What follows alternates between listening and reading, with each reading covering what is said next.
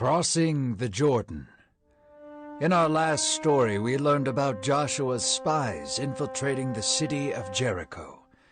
The spies were eventually discovered, but then saved by a prostitute named Rahab. She informed the spies of Israel that all of Jericho was terrified of Israel, and that they all knew the Lord would give Israel the land. Filled with hope, the spies returned with good news. Now we learn about the people of Israel venturing forward into new beginnings. God's mighty hand would be shown once again, inspired by the book of Joshua. Hope filled the skies as the sun rose above the mountain range. A newness of life and vitality could be felt among the camp. Smiles and laughter could be heard for miles. Home had become a distant thought to the people of Israel. They had grown up wandering the wilderness. Their parents were the ones who came out of Egypt and experienced the mighty acts of God. Now they were the ones to inherit all the Lord had promised them. Joshua led the people out of Shittim, and they traveled to the coast of the Jordan River. The river was raging before them. Deep, rushing waters boomed and shook the earth. The Jordan was truly treacherous, yet Joshua and the leaders of Israel looked at it with smiles on their faces. They faced the rapids with a quiet confidence. If Israel knew anything, it was that water was no obstacle for God. After 3 days, Joshua and the officers of Israel led the people down to the water to camp. They scanned the river and spoke amongst themselves, as if analyzing where they would build a bridge. Instead, they turned to the people and commanded, "The Ark of the Covenant shall go before us. Wherever it goes, you shall go also, but keep your distance and do not come near it." How they would cross the river was still a mystery to the people, but they were excited nonetheless. Joshua began climbing a rock nearby to speak to the people. He stood up high with the waters at his back so all the people could see him. Joshua was not like Moses.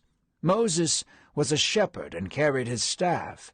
Joshua was a soldier, and his sword never left his side.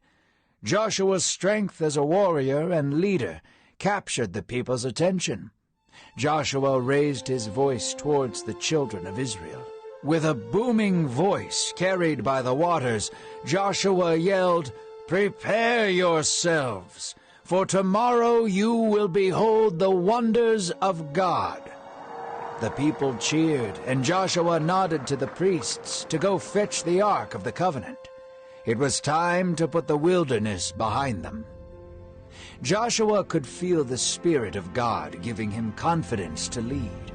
God spoke to him, saying, "Today the people will know that I am with you, as I was with Moses." Joshua nodded and led the people to stand at the shoreline of the river. They stood still, watching the waters rage before them. All were silent, waiting, and the only sounds were that of the flowing river. Moments passed, and Joshua stood tall once again, for all to hear him and say, "Here, you shall truly know the living God is with us." And as Joshua was speaking, the priests carrying the Ark of the Covenant came from among the people. They parted to keep their distance and watched as the priests walked towards the banks of the river. Slowly the priests began to walk into the water.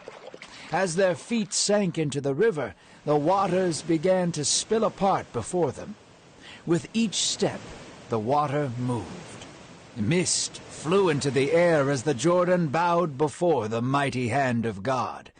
As the Red Seas once parted, the Jordan divided to make way for freed captives. The people were still silent, in awe of the majesty unfolding before them. The wind from the waters blew their hair back, and tears filled their eyes. It was the most beautiful moment they had ever seen. The priests walked forward, carrying the written promises of God on their shoulders. The priests strode proudly, and their hearts welled up within them. One by one, the nation of Israel crossed the Jordan into the Promised Land. The priests stood in the midst of the waters on dry ground. The people crossed to the other side safely. God instructed every leader from each of the 12 tribes of Israel to carry a stone from one side to the other. They would build a memorial to him and his faithfulness. So each man did according to what God had said. The priests exited the waters, and the river went back to its place. And there, in the midst of all the people, Joshua built a memorial out of the 12 stones. This served as a reminder to all those who would ever question or forget the power of God. They gazed upon it, and God spoke to them through Joshua, saying, "When your children ask of these stones, their fathers shall tell them that the Lord dried up the water of the Jordan as he did the Red Sea. These stones serve as a mausoleum to the entire earth, that the Lord is mighty and to be feared for all eternity."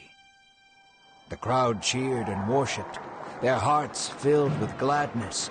This was truly a victory unlike any other. All was well, yet the struggle had just begun. Miles away, word of this miracle spread like wildfire. The people dwelling in the land of Canaan caught word of the mighty acts of God. They trembled, and fear gripped their minds and hearts. They knew the inevitable end. God would give Israel their land. Yet some would not go quietly. They were preparing for war. All the men of Israel who were not already circumcised cut themselves before God. They remembered the covenant of Abraham and sought to identify themselves as the promised people of God. Though bloody and painful, it was an act of devotion. The people celebrated Passover, and shouts of joy and laughter echoed across the valley, reaching the ears of their enemies. Danger was near, and war was coming.